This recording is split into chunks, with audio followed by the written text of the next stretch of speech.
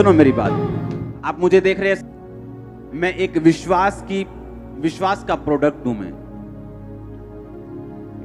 मैं विश्वास की पैदावार हूं। आप समझ रहे हो? मैं समझाता हूं कैसे।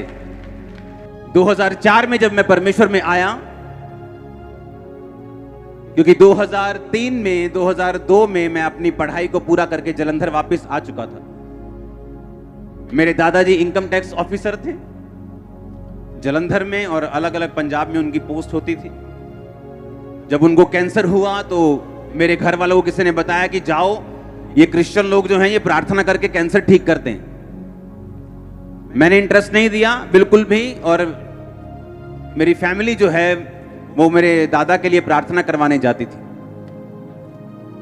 मेरे दादाजी की फैमिली ने फेथ नहीं किया परमेश्वर के ऊपर, और उसके बाद थोड़े समय के बाद जब मेरी अपनी फैमिली, मेरे फादर और मदर चर्च जाने लगे, किसी एक छोटा सा ग्रुप होता था, तो मैं गुस्सा करने लगा और ये बोलने लगा कि आप लोग क्रिश्चियन मत बनो, क्रिश्चियन जो है कुछ नहीं है। देखो 24 घंटे मेरे मंदिर में चीजें चलती थी, और मैं बोलता था कि नहीं, क्रिश्चियन नहीं बनना, ये धर्म बदलते हैं लोग, ये ना जानते हुए कि प्रभु यीशु मसीह जो है वो धर्म नहीं, वो जीवन बदलते हैं। आमीन।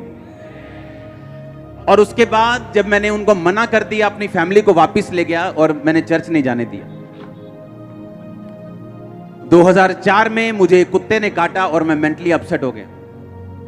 अटैक होने शुरू हो गए। डॉक्टर्स के बाद डॉक्टर्स, जिन पे मुझे मान था, सब जगहें, सब चीजें, सब जगह घूम लिया, और सुसाइड करने वाला था जिस दिन, सारी अकड़ निकल चुकी थी। धर्मों के बारे में बात करना बंद कर दिया था, कुछ नहीं मैं करता था, सिर्फ सुसाइड करना और हैवी डोज नशे की लेके, स्पेशल सुल्तानपुर साइड से नशा लेने जाना और स्पेशल नशा करना ताकि मैं नशे में रहूं और मुझे अटैक ना हो। अपनी छत पे चढ़ जाना और मेरे भाई ने वहां पे आना और मैंने उसको देखना, और जब नीचे चले जाना तो मैंने रोना कि मैं इनके सामने अब नहीं रहूंगा, क्योंकि मैं सुसाइड कर लूंगा और मैं इनको, ये मुझे मिस करेंगे सभी लोग। अपने घर में मैं आया, अपने बेडरूम में जाने लगा, क्योंकि उस टाइम मेरा पूरा मन बन चुका था, मैंने कहाँ जाना है, कौन से फाटक पे जाना है, ट्रेन के नीचे सुसाइड करना है, नशा ज्यादा करके जाना है, पूरा प्लान बन गया। और एक हिंदू व्यक्ति अपनी पत्नी के साथ मेरे बेडरूम में बैठा था। वो उसी ग्रुप से थे जहां मेरे मम्मी पापा जाया करते थे प्रार्थना करवाने के लिए। मैं अंदर गया, मुझे अब कोई इंटरेस्ट नहीं रह चुका था कि कोई क्या करता है, कोई कौन से धर्म में, मुझे मालूम था मैं जा रहा हूं। उन्होंने मुझे बात करनी शुरू की, तू कैसा है, ये क्या हुआ तेरे को, बड़े धागे शागे पूरे बांध रखे, क्या हुआ तेरे को। मेरा बात करने का दिल नहीं था, मैंने नशा किया, फिर भी मैंने बात की कि ऐसा ऐसा मुझे प्रॉब्लम है। उन्होंने कहा ठीक है, हम प्रार्थना करेंगे ना आपके लिए, आप ठीक हो जाओगे। वो पंजाबी बात करते थे, तेरे लिए प्रेयर करांगे, पर ठीक हो जाएगा तू। मेरे को लगा चलो मरना तो है ही, एक टेस्ट कर लो इनका। आप इमेजिन करो, रात के 8 बजे बाइक पर, मेरे पास बाइक होता था पैशन, रात को 8 बजे बाइक पर नशा करके मैं उनका घर देखने गया जहां वो चर्च लगाते थे, और नशा किया हुआ अंदर में गया और मेरे सिर पर हाथ रख के प्रार्थना हुई। और पहली प्रार्थना में जो मुझे करंट लगा, मुझे मालूम था कि कुछ तो है।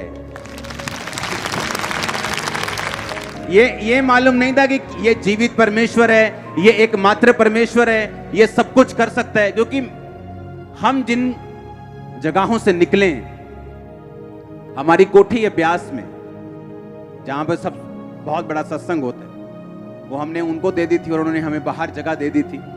हम वहां के परमानेंट मेंबर्स थे, हर जगह हमारा रोल था। एक्टिव रिलीजियस खानदान से हूं मैं, एक्टिव। ऐसा नहीं था कि हम परमेश्वर को मानते नहीं थे, नो, एक्टिवली मानते थे सबको। जहां मैं पढ़ता था वहां सब मेरे 90% दोस्त सरदार थे, तो उनके साथ में जगह जाता था, हर जगह, हर चीज मुझे मालूम थी। लेकिन इस बीमारी ने और इस मुसीबत ने, जब असली में मैंने हल ढूंढा, मुझे इतना तोड़ दिया, क्योंकि अगर मैं ना टूटता, मैं उसी घमंड में रहता। क्योंकि धर्म इंसान ने बनाया, यीशु मसीह ने कोई धर्म नहीं बनाया, परमेश्वर ने कोई धर्म नहीं बनाया। उसने नहीं कहा तू ईसाई बन जा, उसने नहीं कहा नहीं पहले अपना नाम पीटर रखेगा तो मैं तुझ पे दया करूंगा, अपनी कास्ट चेंज, उसने कुछ नहीं कहा। और जब मैंने बाइबल पढ़ी तो उन्होंने कहा कि पूरी बाइबल में ईसाई धर्म नाम का शब्द तक नहीं। अगर तू बाइबल पढ़ेगा तो तू होगा और परमेश्वर होगा, तेरे गुनाह होंगे, पाप होंगे, जिसकी वजह से तू मुसीबत में है। तूने विरोध किया परमेश्वर का, तूने गालियां दी परमेश्वर को, और तूने कहा कि मेरे घर में ये क्रिश्चियन लोग एंटर नहीं करने चाहिए, मुझे बुरे लगते हैं लोग। और परमेश्वर तुझको ढूंढ रहा है और तुझको वो पुकार रहा है, तुझ पे दया कर रहा है। और पहले दिन की प्रार्थना के बाद मुझे समझ आ गई थी कि परमेश्वर है। मैं आपको पता क्यों कह रहा हूं? क्योंकि जब लोग मुझे देखते हैं उन्हें लगता है कि मैं आसमान से स्वर्गदूत उतरा हूं। उन्हें यह नहीं मालूम मेरी हिस्ट्री क्या है, मेरा बैकग्राउंड क्या है। मैं आपसे 10 गुना ज्यादा पापी था जब मैं परमेश्वर में आया हूं। अब परमेश्वर में मैं आ गया, मैंने उनका घर देख लिया, उसके बाद प्रार्थना करवाई। एक छोटी सी बाइबल, नया नियम उन्होंने नीले कलर का दिया, बोला पढ़ना। मैंने कहा ठीक है जी, ये पेपर ले लो, रोज 20 मिनट प्रार्थना करना। मैंने कहा 20 मिनट तो बहुत ज्यादा, 20 मिनट ठीक है, कोई बात नहीं। तेल मसा करके दे दिया, पानी मसा करके दे दिया, अच्छा इसको लगाना, ठीक है। और मेरे को जुआ खेलने की आदत थी, मैं पूल का चैंपियन था, पूल होता है ना, और जब जुआ खेलना पूल में लड़कों के साथ, बैटिंग लगानी लड़कों के साथ। एक शाम मेरी लड़के के साथ लड़ाई हो गई वहां पे जुआ खेलते वक्त, जिसके साथ मेरा जुआ चल रहा था, और मेरा इतना उसके साथ फाइट हुई, मेरा मन किया कि मैंने वहां जाना ही नहीं। और उसी शाम को मेरे को फोन आया चर्च से, अच्छा हमने ना रोज जाया करना है 5 बजे के बाद, तू तैयार है आने के लिए? मैंने कहा हाँ ठीक है मैं आता हूं, क्योंकि मेरा इधर से मन टूट गया और मैं उधर जाने लग गया। फिर मैंने रोज शाम को चर्च जाना शुरू किया। सुनो मेरी बात, मैं कैसे बदला हूं मैं आपको बता रहा हूं। मैं एकदम से नहीं बदला हूं, मसीह में आने के बाद भी, तौबा करने के यानी पहली प्रार्थना होने के बाद भी कमियां मुझे छोड़ के नहीं गई। उसके बाद हमें बैप्टिज्म का पता चला कि बैप्टिज्म होता है, बपतिस्मा होता है जिसमें आदमी डुबकी लेता है, और उसके बाद परमेश्वर को आप सचमुच ग्रहण कर लेते हैं, प्रभु आपकी जिंदगी में आ जाता है, पवित्र आत्मा आपको भरता है, आपकी जिंदगी से इस तरह से परमेश्वर आपकी अगुवाई करता है। मैंने कहा हाँ ठीक है, वो कैसे लेना है? तब वो बपतिस्मे हर संडे नहीं होते थे, हर हफ्ते नहीं होते थे, 2-3 महीने बाद कहीं 25-30 इकट्ठे हो जाओ तो बपतिस्मा देते थे। मैंने कहा ठीक है मैं बपतिस्मा लेने के लिए तैयार हूं। मैंने अपने दोस्त के साथ प्लानिंग की, मैंने कहा बपतिस्मा लेने से पहले ना खूब शराब पीनी, बपतिस्मे के बाद तो पी नहीं होगी, अब वो पहला पूरी पी लेनी है अपन। और प्लानिंग कर रहे हैं उसके साथ, और पास्टर आया, बोला क्या क्या बात कर रहे हो? हमने कहा हम झूठ नहीं बोलते थे, सीधा बताते क्या दिल में है, ये प्लान कर रहे हैं हम। उनका नहीं, प्लान नहीं करना, ये अभी वायदा करो, छोड़ दी। तभी वायदा करना पड़ा और छोड़ दी। अगस्त में परमेश्वर में आया, सितंबर में वायदा कर दिया, 2 महीने में सब कुछ हुआ। 2 महीने में सब कुछ हुआ। 1 या 2 अक्टूबर को मैंने बैप्टिज्म लिया 2004 में। तब से लाइफ कभी सेम नहीं रही। मैं दोबारा अपने नशों में नहीं गया हूं, अपने पापों में नहीं गया हूं, गंदगी में वापस नहीं गया हूं, दोबारा कभी तौबा नहीं की। एक बार की थी, वही पहली थी, वही आखिरी थी। हालेलुया। ऐसा नहीं पहले आ गए फिर वापस चले गए, फिर तौबा कर ली, फिर किसी लड़की के साथ गलत काम कर लिया, फिर तौबा कर ली, फिर आ गए, फिर शराब पी ली, फिर ऐसा कचरा मचरा मैंने नहीं किया अपनी लाइफ में। इसीलिए मुझे परमेश्वर ने बढ़ाया, ये सच्चाई। अब हुआ क्या, 2004 में परमेश्वर में आया अपनी मेंटली बीमारियों के कारण, अपनी फिजिकल बीमारियों के कारण, लेकिन मेरी लाइफ की प्रॉब्लम्स वही नहीं थी। वो तो सिर्फ परमेश्वर की एक शुरुआत थी मेरी लाइफ में, मुझको अपने में लेके आने के लिए। और जब मेरी वो प्रॉब्लम्स, मेरे मेंटली डिप्रेशन परमेश्वर में आने से और बढ़ गया, और मैं आधा पागल हो चुका था। प्रभु में आने के बाद भी दुष्ट आत्मा का अटैक बढ़ गया मेरे ऊपर, और मैं परमेश्वर से प्रार्थना, मैं परमेश्वर को जान चुका था, क्योंकि रोज संगति, शाम को 5 बजे के काम अपने बिजनेस के बाद रोज संगति करता था, रोज एवरी डे। मेरे घर वाले मेरे खिलाफ होना शुरू हो गए, तू नशे कर ले दोबारा। वही घर वाले जिन्होंने मुझे भेजा चर्च में, वही बोलते थे नशे कर लो दोबारा, जो मर्जी करो, चर्च में नहीं जाना है, चर्च नहीं जाना, रोज शाम को नहीं जाना, बिजनेस करो, ये करो, बहुत बड़ा बिजनेस है, ये हो जाएगा, वो हो जाएगा, नहीं तुमको ऐसा नहीं करने। रिश्तेदार, ओए तो वापिस आएगा अपने धर्म में, तुझे को पछताना पड़ेगा, तेरे पास्टर को मारेंगे, थप्पड़ मारेंगे, पीटेंगे उसे, रास्ते में पकड़ लेंगे। आप नहीं जानते, रोज रोज घर में कलेश इतना होता था, आप इमेजिन भी नहीं। अगर आप कई लोग ऐसे होते, वापिस चले जाते। लेकिन शुरू से मैं अपनी फैमिली से हल्का सा अलग रहा था, मुझे इसका रीजन मालूम नहीं था क्यों ऐसा है। मेरे ब्रदर की ज्यादा अटैचमेंट थी लेकिन मेरी थोड़ी कम थी, मालूम नहीं क्यों। वो बाद में पता हुआ कि क्यों, ताकि जब परमेश्वर मुझे बुलाए अपने में और मेरा घर वाले मेरा विरोध करे, मैं उनके प्रेम में वापस ना चला जाऊं, ताकि मैं परमेश्वर में खड़ा रहूं। आप जानते हैं आपकी लाइफ में कुछ भी हो, कई बार आप एक्सपेक्ट करते हो आपकी बहन आपसे प्यार करे, आप एक्सपेक्ट करते हो आपकी माँ आपसे ज्यादा प्यार करे, आपका बाप आपसे ऐसे करे, लेकिन आप नहीं जानते कि वो चीजें कई बार परमेश्वर ने ठहराई होती हैं ऐसा होने के लिए। अगर ऐसा ना होता, अगर मेरी लाइफ में मेरी फैमिली से मैं बहुत ज्यादा अटैच्ड होता, तो इतना कलेश जब घर में रोज हो रहा था, शायद मैं वापस चला जाता। पर उस कलेश में वापस नहीं गया, रोज चर्च जाता रहा, रोज अपनी कमियां ढूंढता रहा। अच्छा ये कमी है, अच्छा ठीक है, फिल्मी गाने नहीं सुनने, अच्छा ठीक है, ये नहीं करना, ठीक है, वो नहीं करना, ठीक है, ये नहीं करना, ठीक है, इसमें बॉयफ्रेंड नहीं गर्लफ्रेंड नहीं होनी चाहिए, अच्छा ठीक है, इसमें गलत काम नहीं करना, ब्लू फिल्म नहीं देखनी, ये नहीं करना, वो नहीं करना, चोरी नहीं करना, ठीक है, सारा कुछ ठीक है। अच्छा जैसे जैसे मालूम होता गया वैसे वैसे मानता गया। बैप्टिज्म लिया, आई थिंक 3 महीने बाद ही बैप्टिज्म लेने के ले हैंड मैंने शुरू कर दिया था लोगों के ऊपर, लोगों में प्रार्थना करनी मैंने शुरू कर दी थी। एक दिन का एक अधरंगी आता है, वो बिल्कुल उसे उठा के लेके आए, और मैं भी बिल्कुल नया था, 3 महीने विश्वासी, उनको लेके आए मेरे सामने। छोटा सा चर्च था, उस पर प्रेयर हुई, मैंने देखा प्रेयर होते हुए अपनी आंखों के सामने। अगले दिन वो वापस आया, बोल रहा था, चल रहा था, कंप्लीट पूरा नहीं लेकिन चल रहा था। कल से जमीन आसमान का फर्क था एक दिन में। मेरे होश उड़ गए, मैंने पहली बार मिरेकल देखा अपनी लाइफ में लाइव। पहले तो मैं सिर्फ बातें सुन रहा था, मसीह बाइबल की बातें सुन रहा था या उनकी गवाही उनके मुंह से सुन रहा था, लेकिन ऐसा कुछ देखा नहीं था कि जो मुझे हिलाए, क्योंकि उस समय इतना इंटरनेट नहीं होता था, सिर्फ ब्रॉडबैंड होते थे BSNL के जो चलते थे। जब मेरी आंखों के सामने वो हील हुआ, मुझे विश्वास हुआ कि नहीं, अगर परमेश्वर इसको छू सकता है वो मुझे भी छू सकता है। परमेश्वर ने मुझे एक ही बात बोला कि तू सेवा कर, तू प्रार्थना कर, लोगों को समझा। इमेजिन करो तब मैंने बाइबल और परमेश्वर ने कैसे मुझे इस्तेमाल किया। और जब मसीह में 3 महीने हो गए, मेरे अटैक बढ़ गए, जिस अटैक से मैं आया था वो कम हो गया, लेकिन और अटैक बढ़ गए दुष्ट आत्मा के। उसकी वजह से मुझे क्या हुआ कि मुझे रोज बाइबल पढ़नी पड़ती थी, क्योंकि जैसे मैं बाइबल पढ़ता था अटैक कम होने शुरू हो जाते थे। तो मैंने क्या करता था कि घर में जब मैं गया 10 बजे 5 बजे चर्च से आया 10 बजे 11 बजे 12 बजे, घर आते ही बाइबल पकड़ी अपनी छत पे, मॉडल टाउन हमारी कोठी थी, मॉडल टाउन के बीच में, अपनी छत पे गए, बाइबल पढ़ी 1 घंटा 2 घंटे 3 घंटे 4-5 घंटे जब बाइबल पढ़ ली, मेरा अटैक खत्म होता था और मैं सोने वर्गा हो जाता कि हाँ अब सो सकते हैं, अटैक कम हो गया।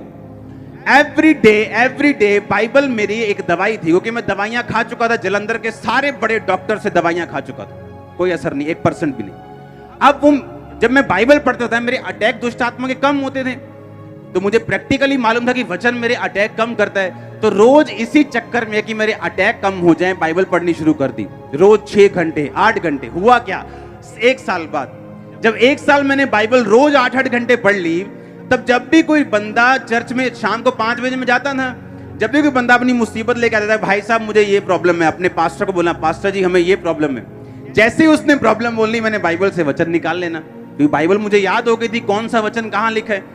जैसे ही उसने कहा मेरे ये दिक्कत है, मैं बाइबल उठा के बोलना कि देख वचन क्या कहता है, वचन ये कहता है, वचन ये कहता है। वचन में मैं मजबूत हुआ, क्योंकि परमेश्वर ने मेरे पीछे एक दुष्ट आत्मा को लगाया ताकि मैं लगातार वचन पढ़ता रहूं। इसलिए नहीं कि मुझे प्रभु से प्यार है, पहले प्यार व्यार कम था, लेकिन दुष्ट आत्मा से मुझे आजादी मिल जाए, ये चीज मेरे दिमाग में ज्यादा थी। वचन पढ़ना शुरू कर दिया, जब लगातार वचन पढ़ने की आदत पड़ गई, तब आदत पड़ गई, दुष्ट आत्मा तो चला गया। 2005 में मैंने आपको बताया था 40 रोजे मैंने 5-6 बार रखे, और उन रोजों में परमेश्वर ने मुझसे बात की थी कि हियाव बांध दृढ़ रहे, मसीह में की गई मेहनत कभी व्यर्थ नहीं जाती। तो मैंने वो चीज देख के रोजे रखे। रोजों में मैंने आपको बताया कि परमेश्वर के एक दास के रूप में पवित्र आत्मा मेरे पास आया और उसने कहा कि इस तरह से प्रार्थना करनी, और जो भी मुझे बताया मैंने किया, और उसके बाद मैं हील हुआ। 2005 के बाद वो अटैक कभी नहीं हुआ वापस, कभी नहीं। मैं बिल्कुल फ्री हूं, बिल्कुल आजाद हूं। लेकिन परमेश्वर ने यूज किससे किया? एक दुष्ट आत्मा को अपने में मुझे लेके आने के लिए किसको यूज किया? एक बीमारी को। मुझे चर्च में भेजने के लिए किसको यूज किया? लड़ाई को।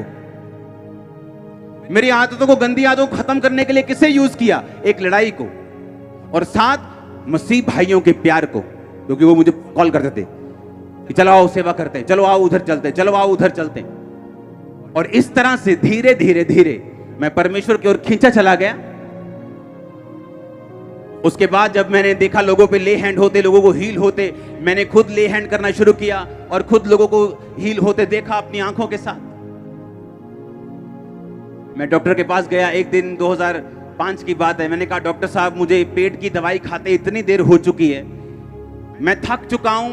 मैं अगर एक बाइट मैंने गलती से कुल्फी की ले ली ना, अगर एक बाइट ऐसे, एक बाइट, 8 घंटे वो कुल्फी यहां रहती थी मेरे गले में, 8 घंटे 10 घंटे।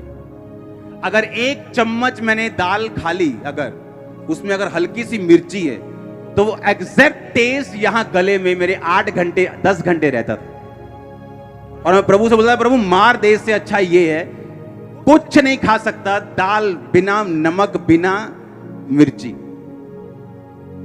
और मैं एक दिन फिर मैं डॉक्टर के पास गया, मैंने बोला, मैं कहा यार बहुत बुरा हाल है, कितनी देर का दवाई खानी पड़ेगी? उसने कहा मेरे पास पेशेंट्स आते हैं 12-12 साल से खा रहे हैं, तुम पूछ ही मत, बस खाई जा बस। और उन्हीं दिनों में एक बंदा रहता है यहां पे जलंधर में, बस्तियों की तरफ, वो मेरे पास आके बोलता है कि मेरे पेट में एक रोग है, मैं कुछ भी खा नहीं सकता, दवाइयों से हल नहीं होता, आप मेरे लिए प्रार्थना करो। उस पे प्रार्थना की, सेम डे हीलिंग। उसने जाके कहता मैंने मछली खाई, क्योंकि वो यूपी की साइड के है। सुना मेरी बात, और मैं प्रभु से कह रहा हूं परमेश्वर ये सेम बीमारी मुझे और इसको नहीं पता, और मैं इस पे प्रार्थना कर रहा हूं, ये हील हो चुका और मैं ऐसे ही हूं। कुछ नहीं हुआ, ऐसे चलता रहा, डॉक्टर के पास जाता रहा। एक दिन जब मैं डॉक्टर के पास से वापिस आ रहा था, आप इमेजिन नहीं करोगे मेरी लाइफ कैसे थी। उसने कहा 12 साल से पेशेंट दवाई खा रहे हैं, तू ज्यादा मत सोचा कर। और मैं हैरान हो रहा हूं कि परमेश्वर मैं तेरी सेवा करता हूं, मैं लोगों पे ले हैंड करता हूं, लोग हील होते हैं और मैं बीमार हूं। जब उस डॉक्टर ने इतनी बात बोली कि 12 साल मैंने बाहर आया हॉस्पिटल से, मैंने गुस्से से दवाई फेंकी, मैंने कहा मैंने नहीं खानी, कुछ भी हो जाए। अब इमेजिन करो, मुझे नहीं मालूम था कि मेरी प्रार्थना सुनी जा रही। परमेश्वर का थैंक्स करता रहा। इंस्टेंट हीलिंग हुई मुझे, इंस्टेंट हीलिंग, और मैं हील हुआ, मेरा फेथ बढ़ा। मैंने कहा अब आया मजा, अब बताऊंगा मैं। सुनो, फिर लोगों, क्योंकि जैसे जैसे आप प्रभु में बढ़ते जाते हैं ना, आपका विश्वास बढ़ता जाता है, आपका फेथ बढ़ता जाता है। क्योंकि पहले तो प्रभु शेर मारेगा आपसे, फिर भालू मारेगा, फिर गोलियत मारेगा। आप समझ रहे मेरी बात के नहीं? वो शेर भालू का टाइम था, मेरा गोलियत का टाइम अभी नहीं आया था। वो शेर भालू मार रहा था प्रभु कि देख मैं तुझे कैसी बीमारी से निकाल रहा हूं, डॉक्टर जवाब दे चुके, देख मैं तेरे द्वारा हील भी कर रहा हूं और तुझे भी निकाल रहा हूं इन बीमारियों से। तब मेरा विश्वास बढ़ना शुरू हुआ सेवकाई के लिए। एज ए बिलीवर मेरा विश्वास इतना था कि मैं हील होऊं चाहे ना होऊं, मैं मरना जीना सब परमेश्वर में, ये पक्का था। लेकिन एज ए सेवकाई के लिए यह विश्वास पक्का नहीं था कि सेवा करने के लिए आपको दृढ़ विश्वास चाहिए होता है। लोगों ने टेस्टिमनी देनी शुरू की, गवाहियां आनी शुरू हुई, प्रोफेटिकली परमेश्वर ने मुझसे बात करनी शुरू की, और परमेश्वर मुझे तैयार करता रहा। मुझे नहीं मालूम था मैंने खामरा में आना। आप जानते हैं इसी खामरा में, इस मिनिस्ट्री से शुरू होने से कई साल पहले हमारा गोडाउन था यहाँ पे किराए पे पीछे, और हमें मालूम नहीं था कि मैं यहाँ पे आऊंगा। गोडाउन था सैनिटरी का, टाइल्स का। सुनो मेरी बात, और इसी खामरा में जब मैंने एंट्री की थी तो मैं नशे करता था, इसी सेम खामरा में, और मुझे मालूम नहीं था कि मैं इसी खामरा में आऊंगा एक दिन। तब मैं मसीह में भी नहीं था, इस खामरा में तब से हूं मैं। सब गोडाउन जब लिया खामरा में, मैं आपको क्यों बता रहा हूं, ताकि आपको मेरा स्ट्रगल भी मालूम हो। ओके, आज मेरे पास कितना कुछ है, इससे आपका विश्वास बढ़ सकता है। लेकिन मैं जिन चीजों से निकला हूं, अगर मैंने आपको वो बताई, आप कभी सेम नहीं रहे। आप इमेजिन करो, खामरा में जहां पे हमारा गोडाउन था, वहां एक सरदार जी थे। वो रोज शाम को जो आम लोगों के घरों में होता है, थोड़ा पैक लेना, ये लेना, वो लेना। एक दिन मुझे मालूम हुआ कि ये उन्हीं दिनों की बात है जब मुझ पे दुष्ट आत्मा के अटैक होते थे और मैं मसीह में नहीं था। मुझे मालूम हुआ कि उनको हार्ट अटैक हुआ है। अब इमेजिन करना, मुझे उसी टाइम अटैक हुआ जैसे मैंने वो बात को सुना। मेरा एक दोस्त था अटारी बाजार में, वो उसकी डेथ हो गई, उसको ब्रेन अटैक हुआ। आप इमेजिन करो, सेम टाइम मुझे अटैक हुआ। मुझे ऐसा लगता था कि मैं किसी भी दिन मर सकता हूं, किसी भी सेकंड मेरी नाड़ियां फट सकती, कुछ भी हो सकता। ऐसे मैंने सहा है। और ये सारा टॉर्चर परमेश्वर कर रहा था, और मुझे मालूम नहीं था कि मैंने कौन सी मुंह से बात निकाली है और यीशु मसीह को पसंद नहीं आई, और वो अपनी महिमा के लिए अब मुझे खींच रहा है। मुझे मालूम नहीं था। हालेलुया। आप इमेजिन करो उन दिनों में जब मैं परमेश्वर में आ गया, फिर मैंने बीमारियों से शिफा ले ली, कुछ बीमारियों से आजादी मिल गई, नशों से आजादी मिल गई, रोगों से आजादी मिल गई, बिजनेस बढ़ने लग गया, क्योंकि उस समय अपने बिजनेस से मैं परमेश्वर के काम करता था, कोई ऑफरिंग नहीं, कोई कुछ नहीं। उसके बाद जब 2007 में ये गोडाउन चला गया, हम कहीं और थे, उसके बाद हम खामरा में ऐसे ही मेरे मम्मी पापा घूम रहे हैं, और वहां एक बोर्ड लगा था कि गोडाउन किराए के लिए खाली है। मेरे मम्मा पापा ने बात की कि हमें, हमारा बिजनेस बहुत बढ़ चुका है, तो हमें गोडाउन चाहिए बड़े बड़े। उन्होंने कहा ठीक है, आप हमारा गोडाउन ले लो। तब हम खामरा में आए 2007 में। 2007 में मैं यहाँ पे आया। जब हमारा यहाँ पे गोडाउन होता था खामरा में, तब हम मॉडल टाउन शायद रहते थे। सिर्फ गोडाउन यहाँ पे था, क्योंकि हमारा बिजनेस बहुत बढ़ चुका था। अब 2007 में जब मैं यहाँ पे आया, अब इमेजिन करो, अभी भी मेरी लाइफ की मेजर प्रॉब्लम्स हल नहीं हुई थी, अभी वैसी ही थी। जो प्रॉब्लम तो परमेश्वर ने डाली थी, अभी वही हल हुई थी। लेकिन मुझे ऐसा लगता था कि मेरी लाइफ में जो इतनी बड़ी प्रॉब्लम्स हैं, मेरी लाइफ में जो और बीमारियां हैं, ये खत्म नहीं हो सकती, इनका कोई इलाज नहीं है, इनकी कोई दवाई नहीं। 2007 में मैं यहां पे आया, लोग, परमेश्वर ने मुझे बताया कि अब निकल यहां से जा। बाइक पे परमेश्वर ने रास्ता बताया, 2 फैमिलियों के परमेश्वर घर लेके गया, बिना किसी एड्रेस के, बिना किसी चीज के। और जिस गली के बाहर मुझे स्वर्गदूत ने रुकने के लिए बोला कि यहां पूछ क्रिश्चियन घर कौन सा है, उसी गली के बाहर, उसी गली में वो क्रिश्चियन घर होता था, और पूरे मोहल्ले में एक ही क्रिश्चियन घर होता था। हालेलुया। और वो दोनों घर अभी भी इस चर्च के मेंबर हैं। और इस तरह से सेवकाई शुरू हुई, सेवा शुरू की बाय फेथ। लेकिन अभी भी लाइफ की स्ट्रगल्स खत्म नहीं हुई। आज जब हम इस रिजल्ट को देखते हैं, हाँ, इन रिजल्ट्स को देखते हैं, किसी को मालूम नहीं मैं किन चीजों से निकला हूं, कैसे अविश्वास से गुजरा हूं, कैसी फाइट से गुजरा हूं, कैसे कलेशों से निकला हूं, कैसी बीमारियों से निकला हूं। हर तरह का डॉक्टर मैंने देख लिया। 2004, 5, 6। अब इमेजिन करो, आज जब लोग टेस्टिमनीज को सुनते हैं, उनको लगता है कि वो आज का अंकुर देखते जो आज खड़ा है, उन्हें कल वाला मालूम नहीं है वो बना कैसे। वो ऐसी फाइट थी मैं प्रभु को बोलूंगा कि तो दोबारा कर सकता है, मैं बोलूंगा नहीं, मैं दोबारा नहीं कर सकता। वो फाइट ऐसी थी। लेकिन बाइबल कहती, तूने जो मुझसे प्यार किया, मैं तुझे छुड़ाऊंगा। सालों साल मैं गया हूं हुजूरी में, सालों साल प्रार्थना की, तब भी कहीं उत्तर नहीं मिले। तो क्या किया? कुछ नहीं किया, सेवा बढ़ाई, काम बढ़ाया, और प्रभु ने उत्तर दिए। आज मेरी लाइफ में एक भी मसला नहीं है ऐसा जो अड़ा हो। आज सारे मसले हल है, और इसीलिए मैं आपके हल कर पाता हूं। मैंने देखा आपके इस लाइफ में, इस जर्नी में, कि परमेश्वर से प्यार करना बहुत इंपॉर्टेंट है। अविश्वास में भी खड़े रहना बहुत इंपॉर्टेंट है।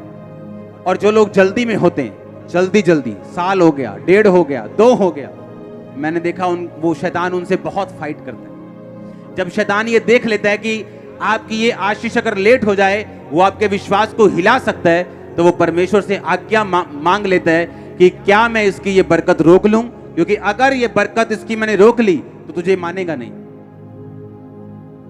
पहले ऐसा लगता था कि मैं इंच करके बढ़ रहा हूं, ऐसे रेंग के, ऐसा लगता है पीछे किसी ने बड़ा सा लोहे का कोई लटका दिया, और मैं एक इंच के लिए मुझे ऐसा लगता है जोर लगाना पड़ रहा है अपनी लाइफ के लिए। पर याद रखो, परमेश्वर में की गई मेहनत कभी व्यर्थ नहीं जाती। अगर वो पहले आपको संघर्ष ज्यादा दे रहा है, बाद में रिजल्ट भी आपका ज्यादा होगा। आप पहले प्रार्थना और उपवास में ज्यादा हैं, बाद में रिजल्ट भी ज्यादा होगा। आपने ज्यादा दुखों को सहा है, ज्यादा सुख भी आपके पास होंगे। ज्यादा सताव आपने सहा है, आपकी टेस्टिमनी बड़ी होगी। जो कुछ भी आप परमेश्वर को दे देंगे वो कभी व्यर्थ नहीं होगा। वो मेहनत चाहे बोने में हो, प्रार्थना में हो, फास्टिंग में हो, विश्वास में हो, वो व्यर्थ नहीं जाएगी। इस तरह से परमेश्वर ने मुझे बढ़ाया, टेस्टिमनीज को सुना, बाइबल को पढ़ा, अपनी लाइफ में एक्सपीरियंस किया और फिर आपकी लाइफ से एक्सपीरियंस किया कि वो कुछ भी कर सकता है। आमीन। उसके लिए कुछ भी पॉसिबल है।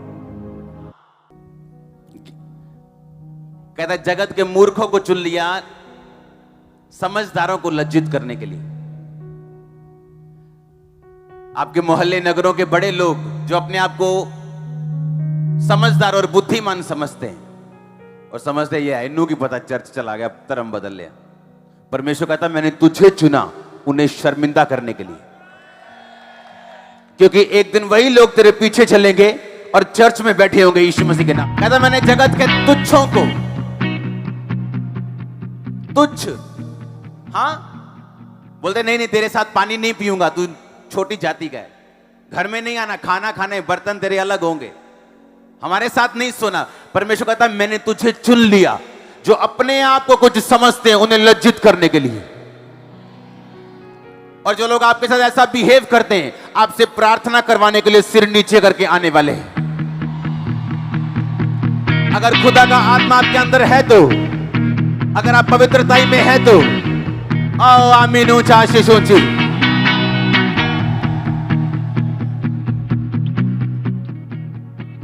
कहता मैंने जगत में जो कुछ नहीं है, जो तुच्छ हैं, जो कूड़े के समान ठहरे, मैंने उन्हें चुन लिया बलवानों को लज्जित करने के लिए।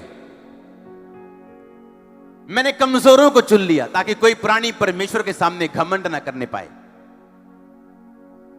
इसलिए आज मैं ऐसा नहीं बोलता मैं कंप्यूटर इंजीनियर था, प्रभु ने मुझे चुन लिया। कंप्यूटर इंजीनियरिंग करने के बाद मैं मेंटली अपसेट हुआ और सब इंजीनियरिंग पानी में चली गई।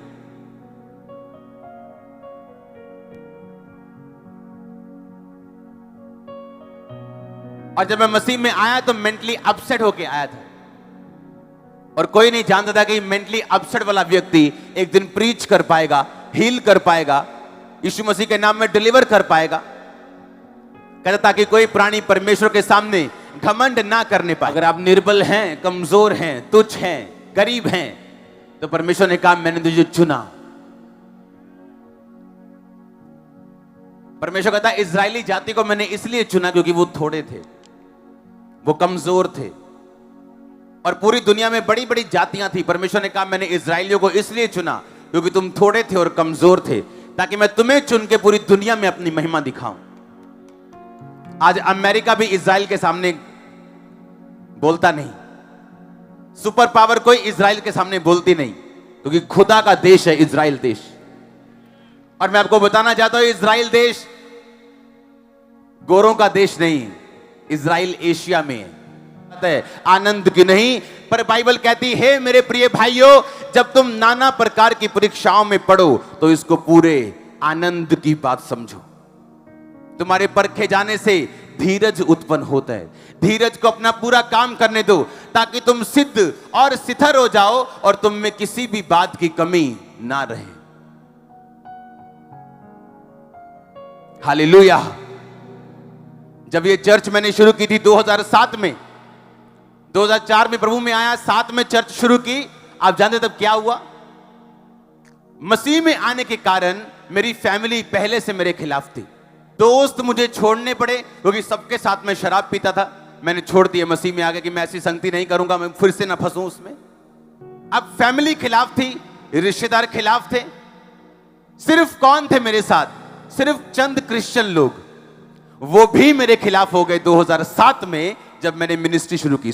अब मैंने कहा कोई बात नहीं, मैंने सेवा करनी, कोई विरोध हो, क्रिश्चियन करे, नॉन क्रिश्चियन करे, कोई भी करे, प्रभु तो मेरे साथ है ना। एक दिन मैं शाम को उठा, शाम को सो गया, मैं थोड़ा सा मैं बीमार फील कर रहा था। उठा तो मुझे बुखार था 101 और वो बुखार हटा नहीं। दवाइयां खा के, टेस्ट करा के इतना कमजोर हो गया, मेरे से कंघी नहीं कर होती थी सिर की। ब्रूसेलोसिस बीमारी होती, जानवरों से आती, वो बुखार खत्म नहीं होता। जब मैंने वो आर्टिकल पढ़ा तो मुझे लगा कि मैं मर चुका हूं, मैं मर गया हूं, अब खत्म होगी मेरी लाइफ। और मैं प्रभु के सामने बैठा हूं जैसे कोई फुलिश, कोई मूर्ख, कोई धोखा खाया हुआ बेवकूफ इंसान होता है, वैसे कि मैंने घर वाले छोड़ दिए यीशु मसीह के कारण, फिर मैंने दोस्त छोड़ दिए यीशु मसीह के कारण। फिर जब मैं सेवा में आया तो जो मेरे 2-4 क्रिश्चियन थे, मेरे भाई बंधु, वो भी विरोधी हो गए मेरे। अब मैंने सोचा चलो ठीक है, कोई मेरे साथ नहीं, प्रभु तो मेरे साथ होगा। अब मैं बीमार हो गया हूं और परमेश्वर भी मेरी प्रार्थना को सुन नहीं रहा। मुझे ऐसा लग रहा था मुझे किसी ने मूर्ख बना दिया हो। मुझे ऐसा लगा जैसे किसी ने मुझे चीट कर दिया हो किसी ने, कि मेरा बना क्या, मैं मूर्ख बन गया हूं, बेवकूफ लग रहा हूं, इस टाइम फुलिश लग रहा हूं, खोता लग रहा हूं। क्या हो गया कि दुनिया छोड़ दी, लोग छोड़ दिए, अब क्रिश्चियन लोगों को छोड़ दिया, अब खुदा तो साथ था, उसने भी मुझे छोड़ दिया, इतना बीमार कर दिया मेरे को। और सेवा करके पवित्रताई में 20% बोता था मैं, 10% नहीं, 20 से भी ज्यादा, और कोई जवाब नहीं। बाइक पे चलते रोना, डॉक्टर के पास जाके रोना, बाइक पे हेलमेट लगा के रोना, अप्रैल रोता रहा, आगे महीना मई रोता रहा। मई अप्रैल में शुरू हुआ था ये अटैक, अप्रैल मई रोता रहा, जून रोता रहा, जुलाई रोता रहा, और जुलाई में ये चर्च स्टार्ट हो गई थी। पर इस चर्च को स्टार्ट करने से 4 महीने पहले मैं नरक से निकला हूं, लेकिन आज स्वर्ग में हूं।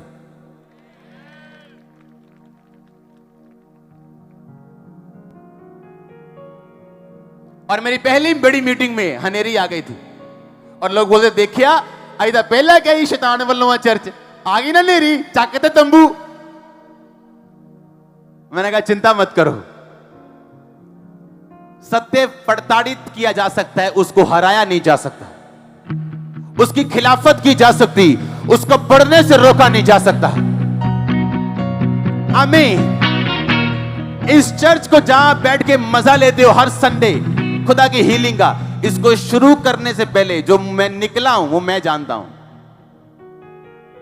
और सेवा करते हुए बीमार रहा हूं। और एक टाइम आया, बिना दवाई के, बिना टेस्ट के, बिना मेरी प्रेयर के वो चीज मुझे छोड़ के जा चुकी थी। मैं अपनी वाइफ को हंसता हूं, मैंने कहा सेम ग्रेस रिसीव करनी फेसबुक पे। आमीन। ये ग्रेस ले सकते हो, मुझसे बड़ी ले सकते हो, पर क्या तुम चलने के लिए तैयार हो दुखों की भट्टियों में से? मैं नहीं कहता तुम ले। हालेलुया। अगर स्वर्ग में जाना है तो कुछ देर के लिए उस प्रॉब्लम से, उस दुखों से, दुखों की अग्नि से, उस भट्टी से निकलने के लिए भी तैयार रहो। चुनाव आपका, मेरा नहीं। मैंने अपना चुनाव किया था, और कुछ कुछ सालों बाद हम चुनाव करते हैं अपनी लाइफ में।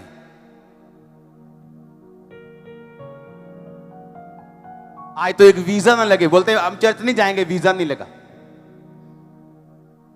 तो परमेश्वर तुम्हें मिस नहीं करेगा। उसने कुछ करना नहीं है तुम्हारे लिए, कहता मैं कर चुका हूं, इट इज फिनिश्ड, सब पूरा हुआ। आज थोड़ा सा दुख आए कलीसिया को तो देखने वाले होते उनकी शक्लें।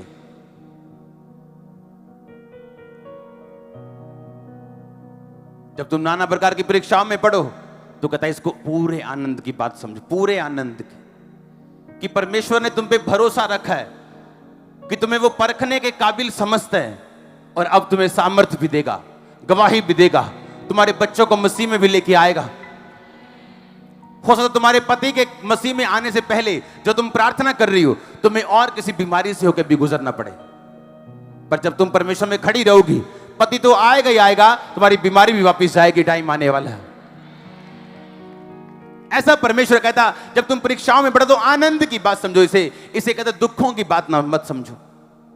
तुम्हारे परखे जाने से धीरज उत्पन्न होता है, धीरज को अपना पूरा काम करने दो, ताकि तुम सिद्ध हो जाओ, सिथर हो जाओ, और तुम में किसी बात की कमी ना रहे। अगर सोना कहे मेरे अंदर से अशुद्धियां निकाल दो, पर मुझे आग में मत झोंको, तो ये पॉसिबल नहीं। ठंडे सोने में से अशुद्धियां निकालना पॉसिबल नहीं, उसको आग में डाला जाता है उसको साफ करने के लिए। चांदी को साफ किया जाता है उसको आग में डाल के। अगर आप सोना है और सोने के चमक के बाहर आना चाहते हैं तो आपको आग की भट्टी में से होकर गुजरना पड़ेगा।